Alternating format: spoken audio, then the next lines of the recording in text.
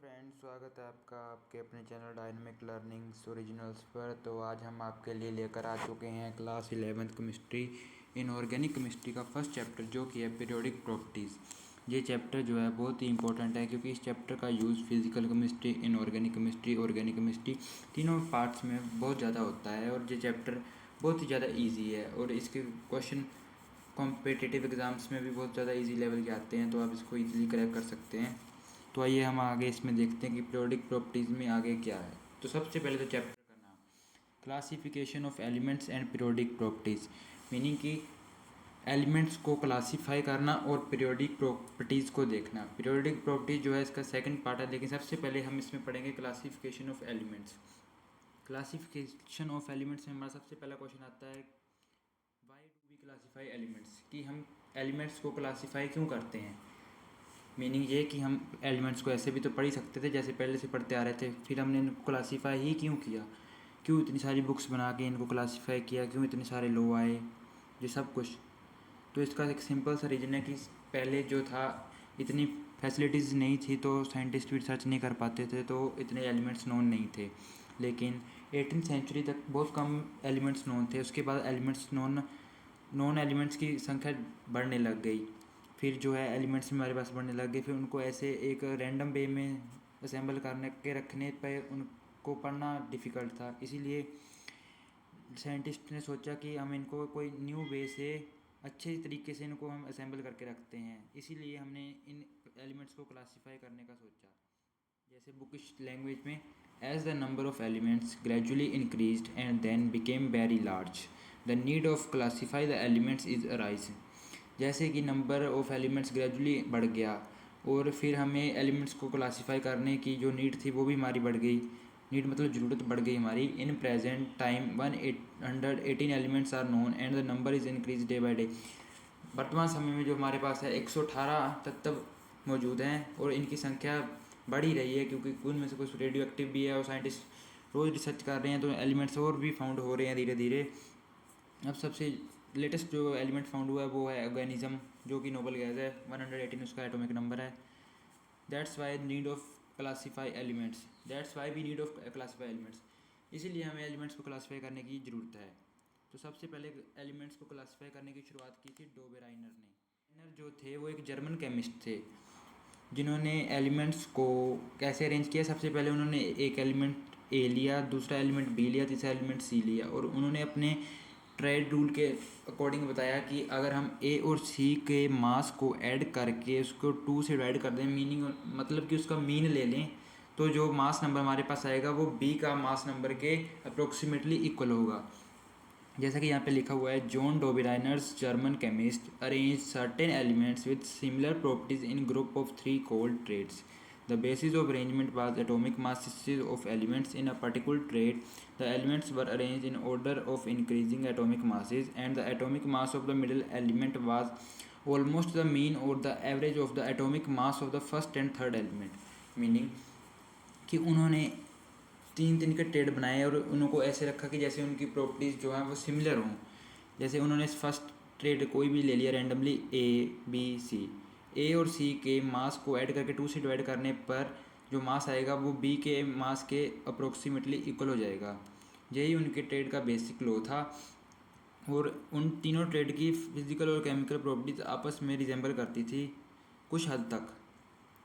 सबसे पहले जो उनका concept of Dobereiner's triad, according to him, ये जो मैंने आपको अभी भी बताया कि ए और सी के मास को 2 से डिवाइड करके जो मास आएगा वो हमारा बी का मास आ जाएगा।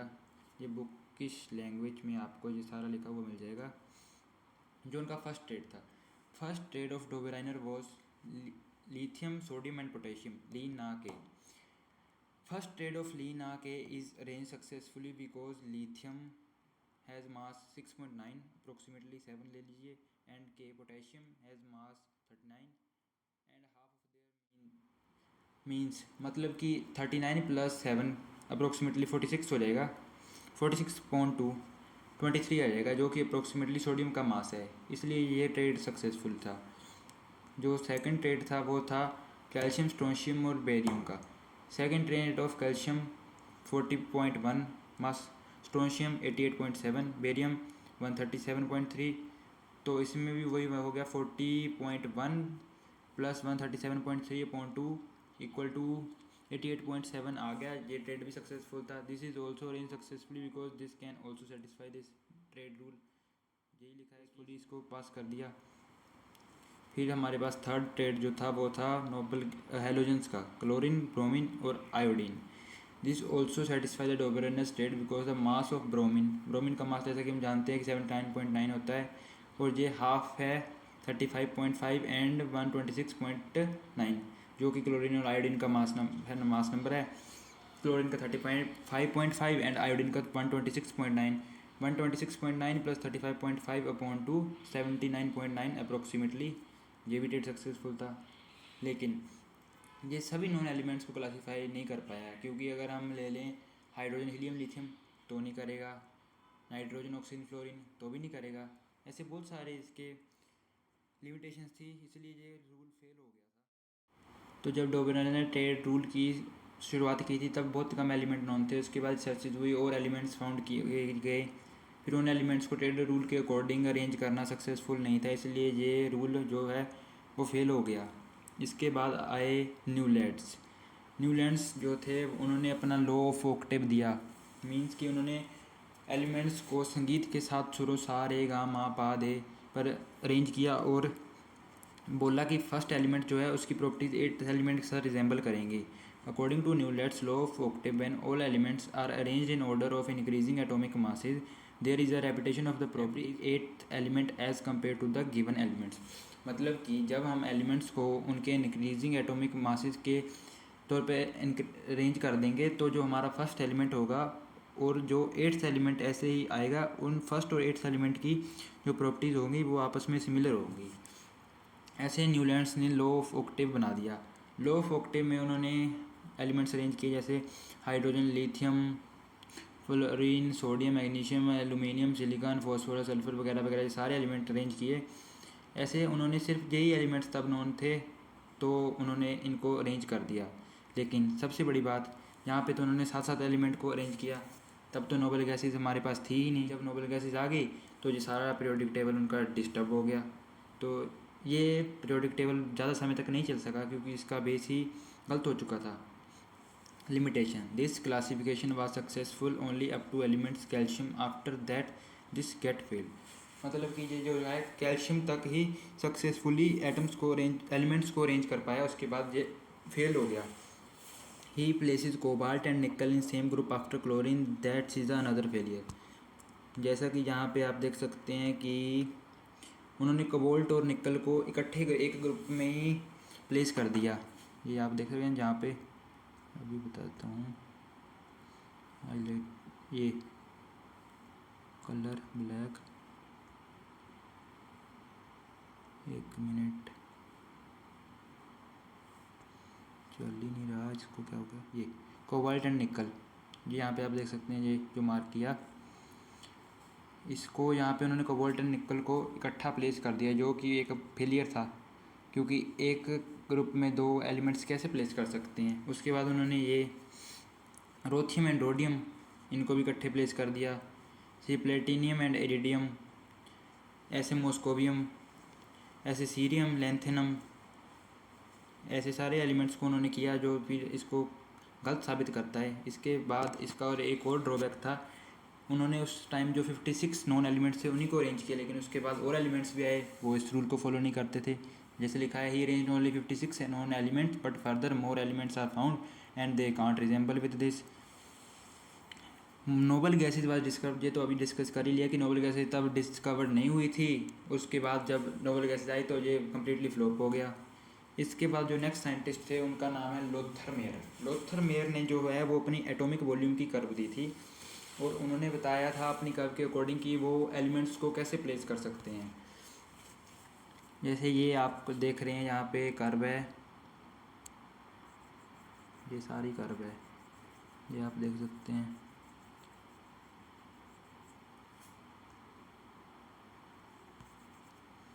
ऐसे गलत हो जाएगा थोड़ा सा, अभी एक मिनट जस्ट वेट। जी जैसे उन्होंने लोथरमेर की जो कर्व थी उसमें एटॉमिक मास को एक्स एक्सिस लॉन्ग ले लिया गया और एटॉमिक वॉल्यूम को वाई एक्सिस के लॉन्ग ले लिया गया। और जैसे ये कर्व बना दी गई, इसमें असेंडिंग डिसेंडिंग पीक वैल्यूज़ वगैरह ये सारा कुछ मौजूद था। और उन्होंने जो पीक वैल्यू थी वहाँ पे उन्होंने मोस्ट इलेक्ट्रोपॉजिटिव एलिमेंट्स यानी कि एस ब्लॉक के एलिमेंट्स, वो भी फर्स्ट ग्रुप के, यानी कि अल्कली मेटल्स को उन्होंने टॉप मोस्ट पीक वैल्यू पे अकॉर्डिंग प्लेस कर दिया। जैसे कि यहाँ पे लिखा भी रहा है, पोटेशियम है, रुबिडियम है वगैरह, ये सारे हैं। उसके बाद उन्होंने अल्कलाइन अर्थ मेटल को डिसेंडिंग पोजीशन में प्लेस किया, जैसे कि लिथियम हो गया, मैग्नीशियम हो गया, यहाँ पे और भी है, सारे हैं जहाँ पे मौजूद हैं। हैलोजन, फिर उसके बाद उन्होंने हैलोजन को उन्होंने असेंडिंग पोजीशन पे प्लेस किया, क्योंकि वो इलेक्ट्रोनेगेटिविटी में आ जाते हैं ना, तो उनको असेंडिंग यानी कि बढ़ते क्रम में प्लेस किया। यहाँ पे देखते हैं क्लोरीन है, ब्रोमीन है, यहाँ पे सारे एलिमेंट्स प्लेस किए हुए हैं। तो ये आपको आगे लिखा भी मिल गया है। Alkali metals at peak values, alkali metal at peak values, alkaline earth metal at descending position, halogen at ascending position. तो ये था इस चैप्टर का थोड़ा सा बेसिक पार्ट, जो कि आज हमने फर्स्ट वीडियो में कंप्लीट किया है। इसके आर्ट जो है वो Mendeleev's periodic table and modern periodic table है, वो एक फर्दर सेपरेट वीडियो में होगा, क्योंकि मॉडर्न पीरियोडिक टेबल में तो पूरा टाइम लगेगा, उसको याद भी करना है, सारी केमिस्ट्री में आगे वो यूज़ भी होगा। मेंडली पीरियोडिक टेबल भी एक अच्छा इंपॉर्टेंट पार्ट है, वो भी डिस्कस करने वाला है उसमें बहुत कुछ। तो ऐसे ये बेसिक पार्ट है, इसमें से इम्पोर्टेंट है न्यूलैंड्स लॉ ऑफ ऑक्टेव, ये वाली डेफिनेशन कौन सी, ये वाली डेफिनेशन है, इसको आपने याद कर लेना है, न्यूलैंड्स लॉ ऑफ ऑक्टेव। ये लिमिटेशन हो गई किसकी, डोबेराइनर्स ट्रेड रूल की, ये याद कर लेनी है। ये वैसे तो ये डोबेराइनर्स ट्रेड इतना इम्पोर्टेंट नहीं है, लेकिन फिर भी एक बार अपने एग्ज़ाम पॉइंट ऑफ व्यू से नहीं सिर्फ पढ़ना, सीखने के लिए भी पढ़ना, क्योंकि कॉम्पिटिटिव एग्ज़ाम्स में ये बहुत काम आता है। इसलिए ये सारा कुछ आपने एक बार ज़रूर NCERT बुक से रीड कर लेना है, या जो भी आप बुक फॉलो कर रहे हैं उससे रीड कर लेना है। तो पीरियोडिक प्रॉपर्टीज़ का पार्ट 1 जो है वो आज इसमें हम इतना ही डिस्कस करेंगे। इसके साथ ही हमारी आज की वीडियो में इतना ही। आगे की वीडियो में हम mainly periodic table, modern periodic table, periodic properties वगैरह सारा कुछ डिस्कस करेंगे।